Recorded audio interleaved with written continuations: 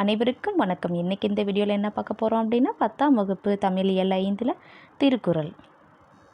இங்கே பாருங்கள், நம்மளுக்கு இயல் 5ல் திருக்குறள் கொடுத்துருக்காங்க. முதல்ல பாருங்கள் அமைச்சு. இதில் குறள் 1, கருவியும் காலமும் செய்கையும் செய்யும் அருவினையும் மாண்ட தமைச்சு. பொருள்: தொழில் செய்வதற்கு தேவையான கருவி, அதற்கு ஏற்ற காலம், செயலின் தன்மை, செய்யும் முறை ஆகியவற்றை அறிந்து அரிய செயலை செய்பவரே அமைச்சர் ஆவார். குறள் 2, வன்கண் குடிகாத்தல் கற்றறிதல் ஆள்வினையோ டைந்துடன் மாண்டதமைச்சு.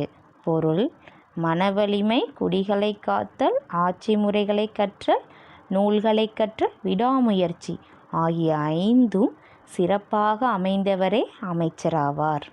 குறள் 3, மதிநுட்பம் நூலோடுடையார் கதிநுட்பம் யாவுல முன்னேற்பவை. பொருள்: இயற்கையான நுண்ணறிவும் நூலறிவும் உடைய அமைச்சர்களுக்கு முன் எந்த நுட்பமான சூழ்ச்சிகள் நிற்க முடியும்? எந்த சூழ்ச்சியும் நிற்க இயலாது. குறள் 4, செயற்கை அறிந்த கடைத்தும் உலகத்தியற்கை அறிந்து செயல். இது பார்த்தோம் அப்படின்னா நம்மளுக்கு மனப்பாட திருக்குறள். அதாவது இங்கே நட்சத்திர குறியீடு இருந்துச்சு அப்படின்னா குறள் முடிகிற இடத்துல நட்சத்திர குறியீடு இருக்கும். இது மனப்பாட திருக்குறள். இதை நல்லா படிச்சுக்கணும். நீங்கள் இந்த குறள் அனைத்து குறளையும் படிச்சுட்டு அதோட பொருள் படிச்சிட்டிங்கன்னா உங்களுக்கு கேள்வி பதில்கள் எழுதுறதுக்கும் ரொம்ப உங்களுக்கு எளிதாக இருக்கும். இப்போ இந்த குறளோட பொருள் பார்க்கலாம். ஒரு செயலை செய்வதற்குரிய முறைகளை நூல் வழியாக அறிந்திருப்பினும் உலகியல் நடைமுறைகளை அறிந்து செயல்பட வேண்டும். அடுத்து பொருள் செயல் வகை. குறள் 5, பொருளல்லவரை பொருளாகச் செய்யும் பொருளல்லதில்லை பொருள். பொருள்: ஒரு பொருளாக மதிக்கத்தகாதவரையும் மதிப்புடையவராக செய்வது செல்வம். அஃது அல்லாமல் உலகில் சிறந்த பொருள் வேறு இல்லை. இதுவும் மனப்பாட திருக்குறள். இதோட அணி பார்த்தோம் அப்படின்னா இந்த குறள் பயின்று வந்துள்ள அணி சொல் பொன்வர் நிலையணி. இது நம்மளுக்கு கேள்வியாக கேட்கலாம். இந்த குறள் எந்த அணியில் பயின்று வந்துள்ளதுன்னு கேட்கலாம். இல்லை சொல் பெண்வர் நிலையணிக்கு ஒரு எடுத்துக்காட்டு கேட்கலாம்.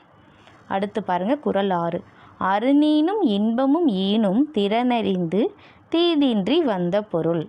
இதோட பொருள்: முறையறிந்து தீமையற்ற வழியில் சேர்த்த பொருள் ஒருவருக்கு அறத்தையும் தரும் இன்பத்தையும் தரும். குறள் 7, அருளொடும் அன்பொடும் வாரா பொருளாக்கம் புல்லார் புரள விடல்.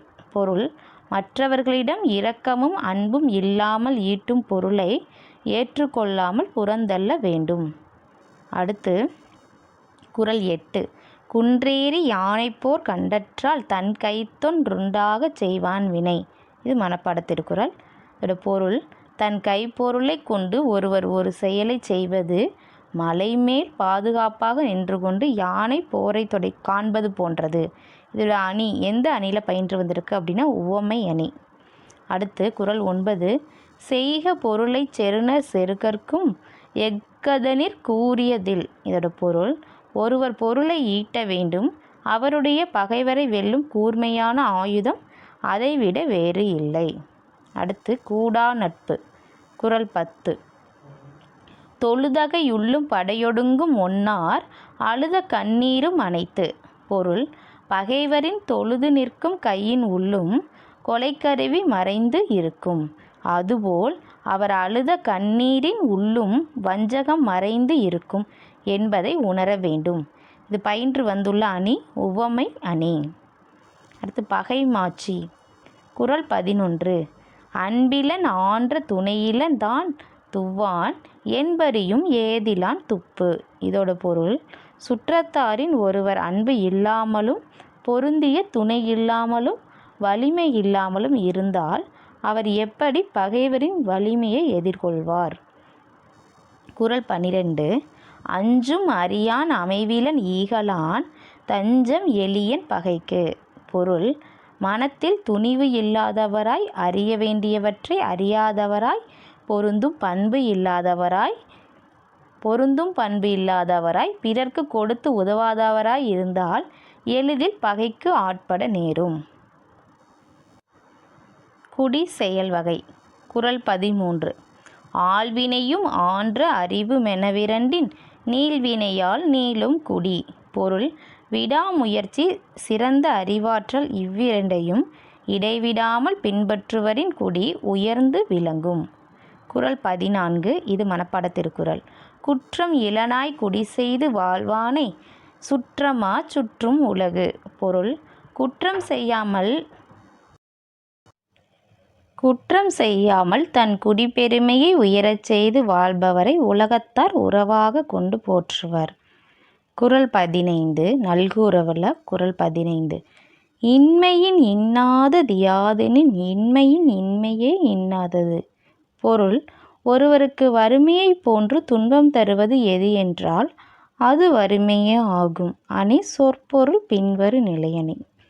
இந்த குறள் எந்த அணியில் பயின்று வந்திருக்குதுன்னு கேட்டாங்கன்னா சொற்பொருள் பின்வரு நிலையணி.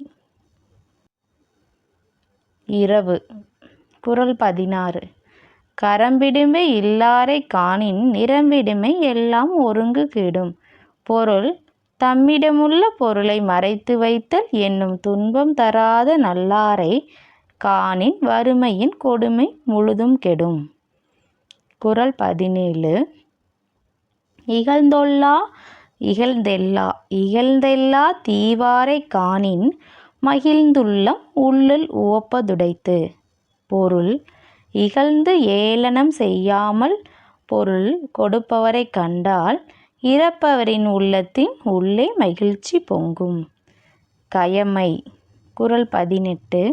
மக்களே போல்வர் கயவர் அவரன்ன ஒப்பாரி யாம் கண்டதில். பொருள் கயவர் மக்களைப் போலவே இருப்பர். கயவர்க்கும் மக்களுக்கும் உள்ள தோற்ற ஒப்புமையை வேறெதிலும் நாம் கண்டதில்லை. குறள் 19. தேவர் அனையர் கயவர் அவரும் தாம் மேவன செய்தொழுகலான். பொருள் தேவரும் கயவரும் ஒரு தன்மையர். எவ்வாறு எனில் தேவர்களைப் போல கயவர்களும் தாம் விரும்பினவற்றை செய்து ஒழுகுவர். அணி வஞ்ச புகழ்ச்சி அணி. குறள் 20. சொல்ல பயன்படுவர் சான்றோர் கரும்பு போல் கொல்ல பயன்படும் கீழ். பொருள் ஒருவர் தம் குறையை சொல்வதை கேட்டவுடனேயே உதவி செய்வர் சான்றோர். கரும்பை பிழிவது போல அழுத்தி பிழிந்தால்தான் பயன்படுவர் கயவர். இது எந்த அணியில் பயின்று வந்திருக்குன்னா இந்த குறள் உவமை அணி. அடுத்து நம்மளுக்கு நூல்வெளி கொடுத்துருக்காங்க. அதாவது திருவள்ளுவர் திருக்குறளை பற்றி நம்மளுக்கு கொடுத்துருக்காங்க. இதை நல்லா பார்த்துக்குங்க.